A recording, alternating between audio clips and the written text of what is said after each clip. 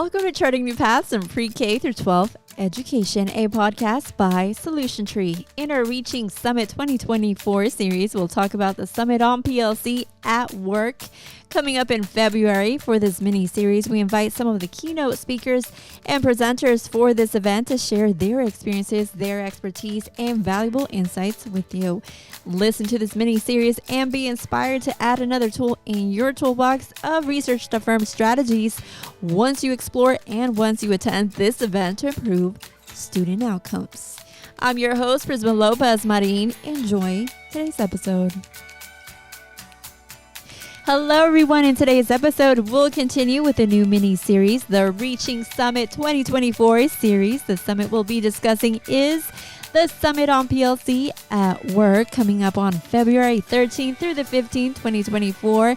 And this event is taking place in Phoenix, Arizona. To learn more about this event, navigate to our website, solutiontree.com. Under the Events tab, go to On-Site Events, and then click on the Summit on PLC at Work. All right, we are joined by one of the keynote speakers for this event, Marsha Tate. Dr. Marsha Tate is the former Executive Director of Professional Development for the DeKalb County School System in Decatur, Georgia. During her 30-year career with the district, she has been a classroom teacher, reading specialist, language arts coordinator, and staff development executive director. Marsha is currently an educational consultant and has taught over 500,000 administrators, teachers, parents, and business and community leaders throughout the world. Dr. Tate, thank you so much for joining me for this episode. Thank you so much for having me. I've been looking forward to it for a while. Well, thank you so much. And like I mentioned earlier, I'm so excited to have you back. Thank you for joining us again on this podcast. And we just want to know, what have you been doing before or, during the time that we haven't talked since the last podcast we did with you? Well, I'm happy to say that I'm now back to doing a lot of my in-services and workshops in person. A lot of times during the pandemic, so much was done virtually, and that was fine. But I love the in-person where I can be up close and personal with the teachers. So I have done a lot, and I'm happy to say that I've done more workshops with the title that we're going to be talking about, Healthy Teachers, Happy Classrooms, than any other title that I have actually written. Wow, nice. That's so exciting. I can't believe we were talking in the COVID era and obviously we are so quick to get back onto the world and forget about it. And I know it's not something that we want to remember forever, but it's definitely something that is still very much present and very much an influence on the teachers and students in the way that we are trying to continue our lives in the world since then. But one of the things that you did mention to me earlier was about your daughter and her being a principal and her, success that she's had so far. Yes.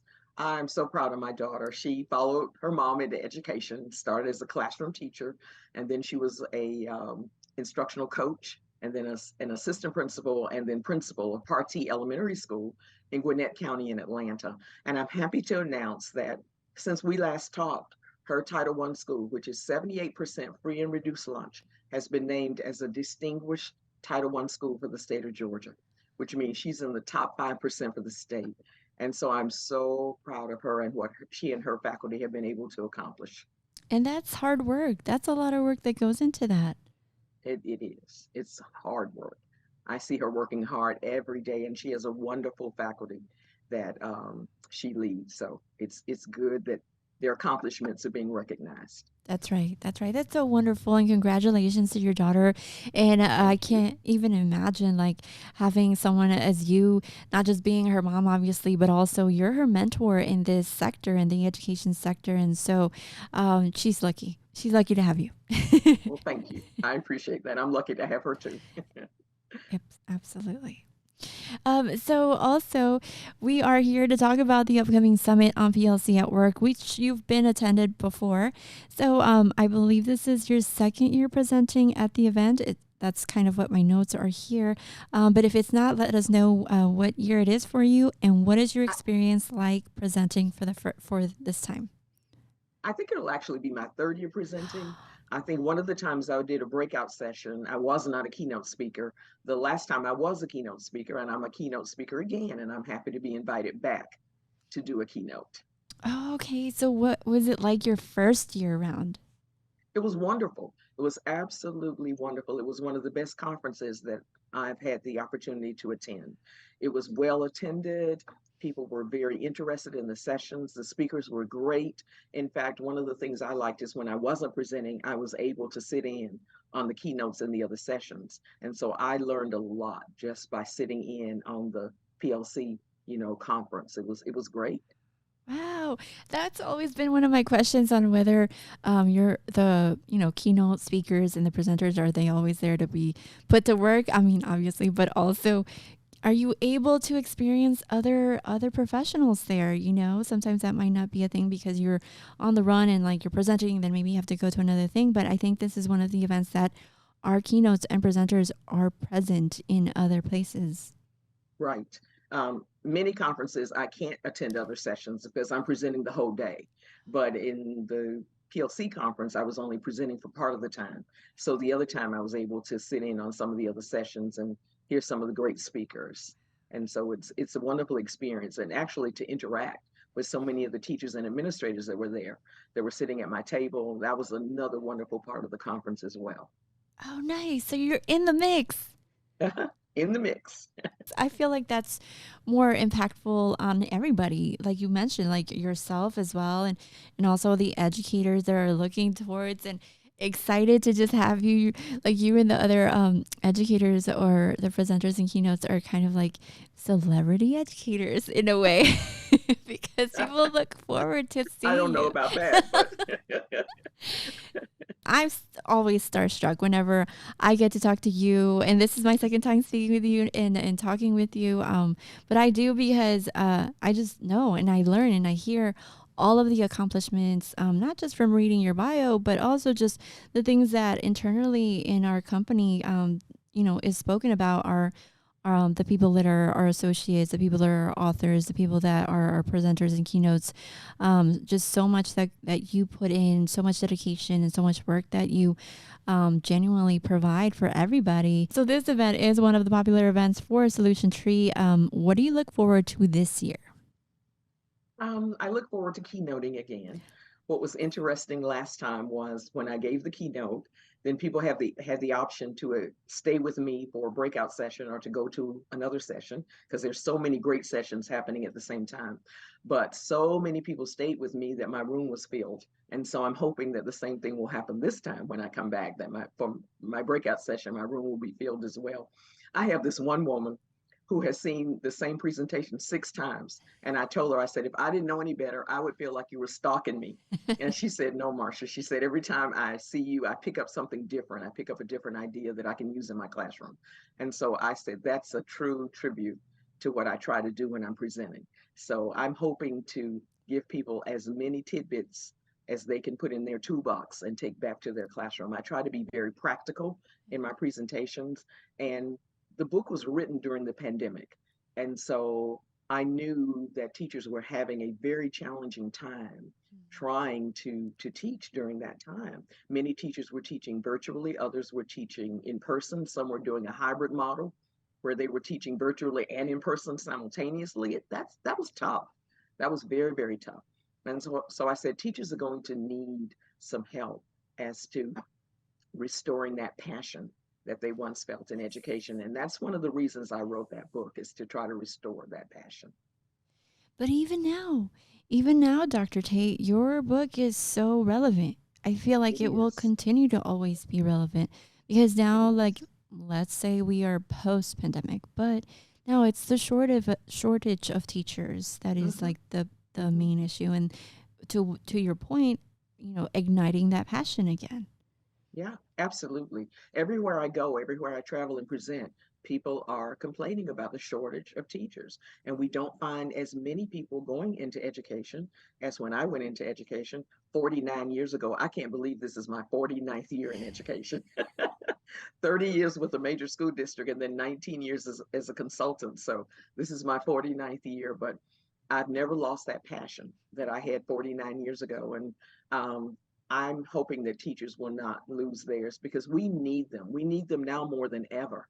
We're losing teachers, and so many of those people have major contributions to make to education. When I teach, I tell people we are a sacred profession. We are the only profession that impacts every other profession. Every doctor, every lawyer, every cosmetologist, every electrician has a teacher. And so we literally change the world. And so if we can keep changing the world with our passion, I think it makes for a great world. Yes, 100%. I saw that Solution Tree social media is amazing. I love what they do, and they did something, and they quoted you on the graphic that they had, and I shared that, and I was like, I absolutely agree with this. And then I saw it was you. I was like, yes, I know this would make sense coming from Dr. Tate. Uh, That's great. so, I was so excited to see that. So, as you know, the 2024 summit will take place February 13th through the 15th in Phoenix, Arizona. Can you tell us about your experience with traveling to various locations to work with educators? Well, one of my goals in life, in my bucket list, was to present in all 50 states and on six of the seven continents. That was my goal. I didn't want to teach the penguins in Antarctica, so Antarctica was not one of the continents I wanted to be on, but I wanted to be on the other six. Well, I can truthfully say that I have presented in 47 of the 50 states. I have three more to go. And on five of the seven continents, I have not presented in South America, but I presented in all of the other on all of the other continents of the six that I wanted to present on. So I feel very fortunate. I have met some of the most wonderful educators as I've traveled around the world. And one thing I do find is that we are more alike than we are different. When you look at different cultures, we have the same needs, we have the same, many of the same likes and desires. And I think people have more in common than they do in terms of differences. Yeah. That's so beautiful. That and Yeah, congratulations because thank many of you. us because many of us never even get to like the one bullet on your bucket list. You've done not only did you reach your bucket list goal, but you also or you're reaching it fully, but also like you were impacting the world whether you realize it or not. People like the lady that you just mentioned, like she's been there 6 times to your session. I would be Yeah, there. it's wonderful when people tell you how much you've impacted their teaching and not only their teaching but their personal lives as well. And so whenever I get an email from someone or someone comes to me at a conference and tells me the changes they've made as a result of being in my workshops or my classes, it actually makes me feel great because that's why I do what I do. That's why I do what I do. Just to tell you just a little bit about the book. In the book, what I try to do is relate 12 principles that, based on brain research and based on the research of medical professionals, correlate to increased longevity and increased optimism and increased well being. And so, and I also tell people they also make you look 5 to 10 years younger than your age because a lot of people don't believe I'm 72 years old, but I am.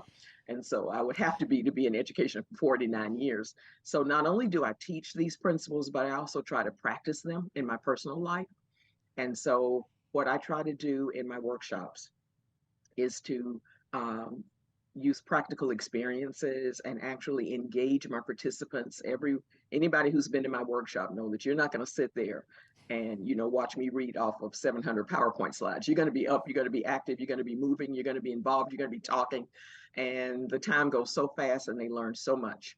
And so they will actually see many of the principles that I'm going to be talking about practiced in the workshop itself. And these principles are based on research from the Mayo Clinic, from Harvard Health Watch, from Cancer Treatment Centers of America, which is now called City of Hope.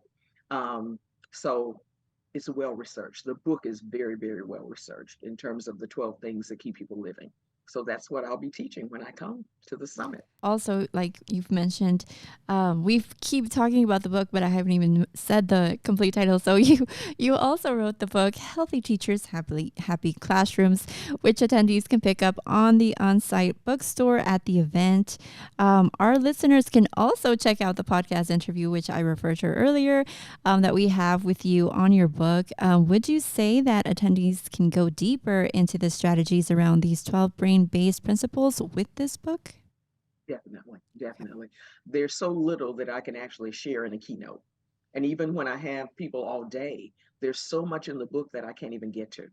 So once you purchase the book, you will get so over 100 pieces of research in support of these 12 principles. And you will also get action plans for each of the 12 principles of how you can integrate those principles into your personal and your professional life. So by the time you finish the book, you will have come up with some action plans that you can actually integrate immediately into your life. And that's in the book, and we won't have time to get to all of that in the keynote. So I'm hoping people will buy the book. And then also go to your session. Yes. Oh, definitely come to the session. Now, on day one, you were also delivering a breakout session from 12:45 to 2:15 p.m. were my notes that I had to say on Happy Classrooms. How will the breakout session differ from your keynote? Well, the breakout session is will focus on students and how to use these 12 principles in the classroom so Okay. that you have a happy classroom. For example, one of the principles is movement. Well, we all know that people who live into their 90s usually have a very active lifestyle. And so movement is important for longevity and for good health. But we also know that movement is crucial for the classroom.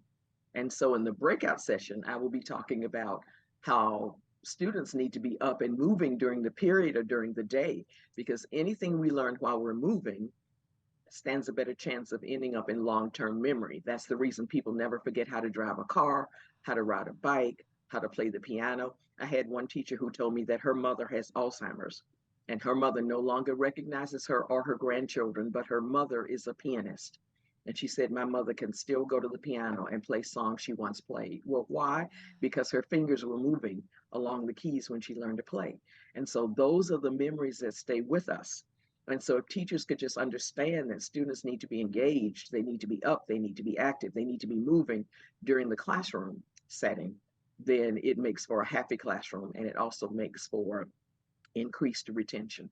Music, we know, um, people remember, they look at Alzheimer's patients who can't remember people's names and faces and yet can sing along with the lyrics to songs that they've not heard in years, because music has a profound effect on the brain. Well, music actually has a profound effect in your classroom too, because we're finding that the right type of music can make the hyperactive child less hyper. It can make the angry child less angry. And in many autistic brains, the only time the whole cerebral cortex of the brain lights up is when they're listening to music. So teachers ought to be integrating some music into their classrooms as well. So in the breakout session, we will be talking about how these principles relate to the classroom. Wow. That's so exciting. I'm sure people are looking forward to that one as well. Now, wellness for educators has been a topic that has gained momentum over the last few years. Why do you think there's a stronger conversation? Not that there hasn't been a conversation, but there seems to be a stronger one about wellness in K through 12 than there has been in the past. Well, it's because of everything we've had to deal with, with the pandemic. I really truly believe, and the challenges that teachers had to face for that. And then we've always had to deal with behavior challenges with students. That's not new. That's always been the case. But I think more and more students are coming to school now without their social and emotional needs being met in the home. And so we have a lot of students who are coming to school who are presenting more challenges to teachers because they've got to deal with those social and emotional issues as well as trying to teach them the content. So I think teachers really, really need that extra support for the profession. And also, I always like to, it's very trite, but it's very true. They always say that on the plane, and I have more than 2 million sky miles on Delta, on the plane, they always tell you to put your seatbelt on, your oxygen mask on first before you put on the oxygen mask of others. That's the same for teachers. Teachers have got to take care of themselves. before they can take care of the students in their classroom or the members of their family. So I think anything that we can do to promote the physical and the psychological health of teachers is a good thing, because we've got, for them to be the best teachers they can possibly be and have the happiest classroom they can possibly have, they have got to be optimistic and healthy and feel good. Thank you for clarifying, because indeed, like you mentioned, you said their social and like emotional status, or state, they are bringing it to the teacher.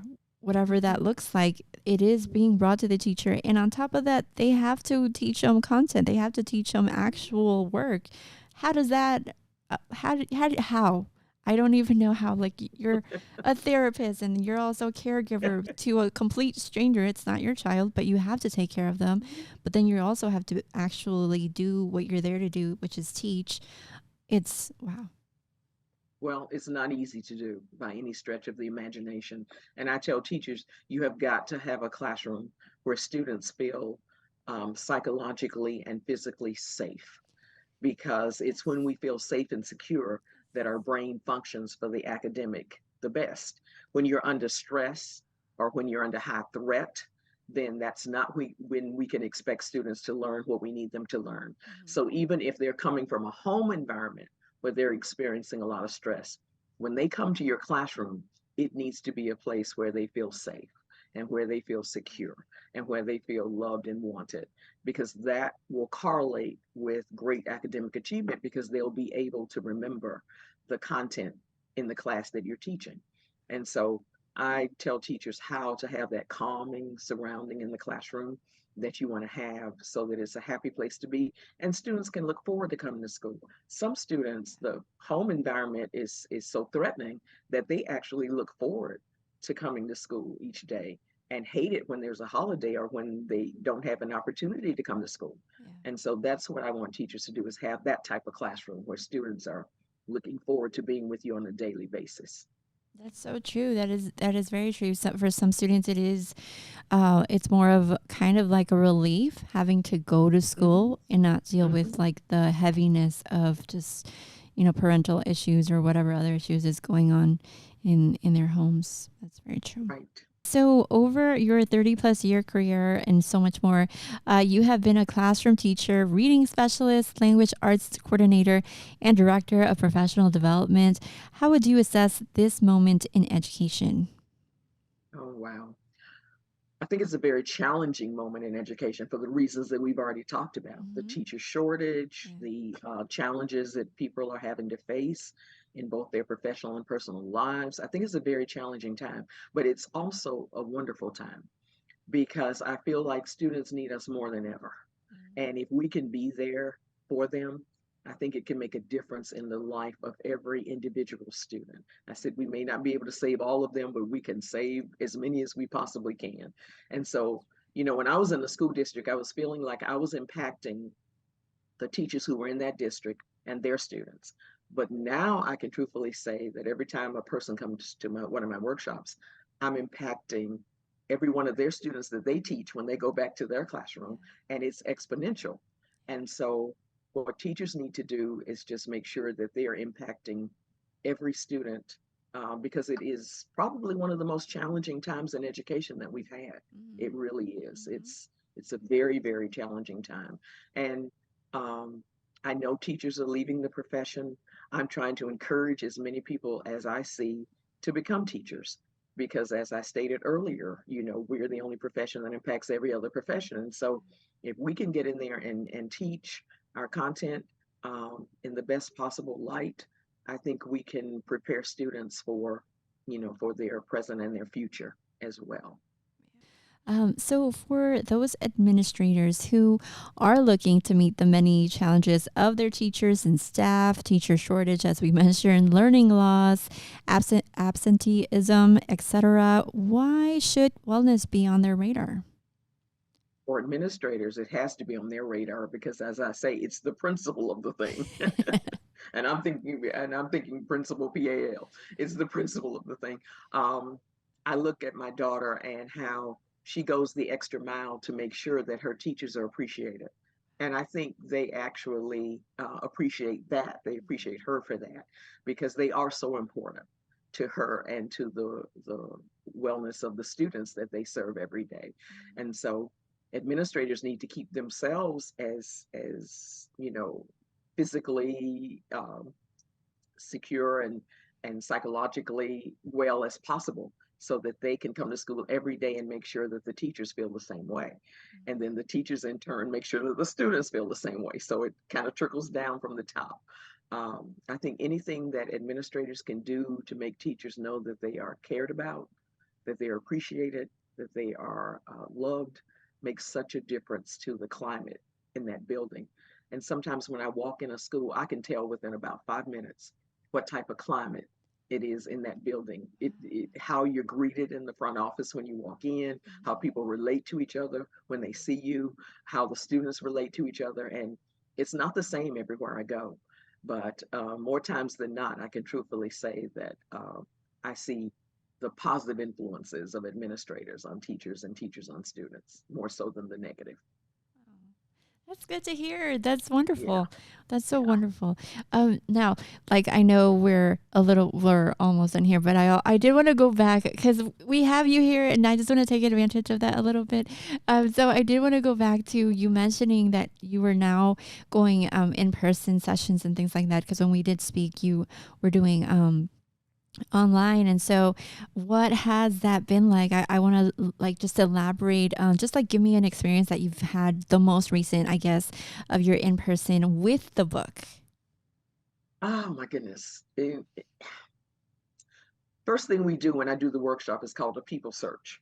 Well, you can't do a people search online because a people search means that you have to get up and you have to find people in the room who can answer questions related to the book.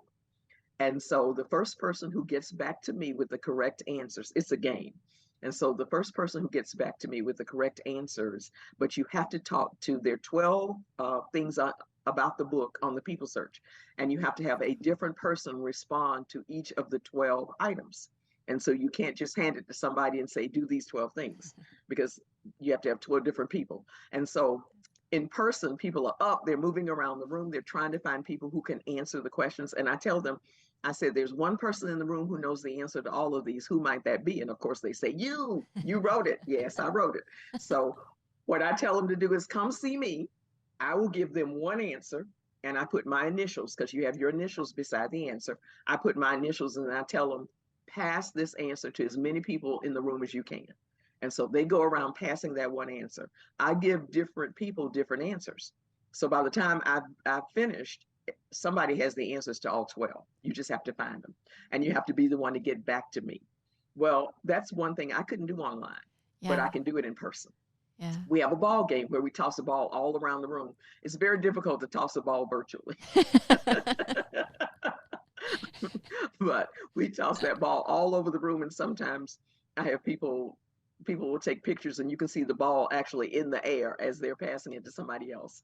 I actually love I know online we had the breakout groups in the virtual rooms, but it's so nice when people have an opportunity to get up, stand, and meet with other people in the room personally.